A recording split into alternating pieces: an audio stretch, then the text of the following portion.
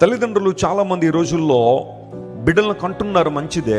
అయితే ఆ బిడ్డలను కన్న తర్వాత దేవుని విషయాల్లో వారిని తర్ఫీదు చేయాలని కానీ, దేవుని స్వరానికి వారు లోబడేవారుగా ఉండాలనే ప్రయత్నాలు లేదా అలాంటి వాతావరణాన్ని ఇళ్లల్లో వారు క్రియేట్ చేయట్లేదు. నీవు ఇంటిలో ఏ వాతావరణం అయితే క్రియేట్ చేస్తావో అదే వారి జీవితాల్లో ఇంపాక్ట్ని ఇస్తుంది, అదే వారి జీవితాలను ప్రభావితం చేస్తుంది. తల్లిదండ్రులారా, ఇక్కడున్న మీరందరికీ కూడా దేవుడిస్తున్న సందేశం ఇదే. ఎలాంటి వాతావరణాన్ని మీ ఇంట్లో మీరు ఉంచుతున్నారు?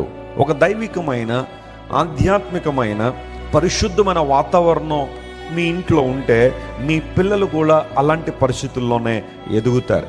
ఒక ఆరోగ్యవంతమైన పరిస్థితుల్లో ఆరోగ్యవంతమైన పిల్లలు అభివృద్ధి చెందినట్టుగానే నీ జీవితం కూడా, నీ కుటుంబం కూడా నీ పిల్లలకు మాదిరికరంగా ఉండాలి. ఆ పిల్లలు ఆధ్యాత్మికంగా ఎదగడానికి కావలసిన వాతావరణాన్ని నువ్వు అక్కడ క్రియేట్ చేయాలి. తల్లిదండ్రులు చాలామంది ఈ రోజుల్లో బిడ్డలను కంటున్నారు.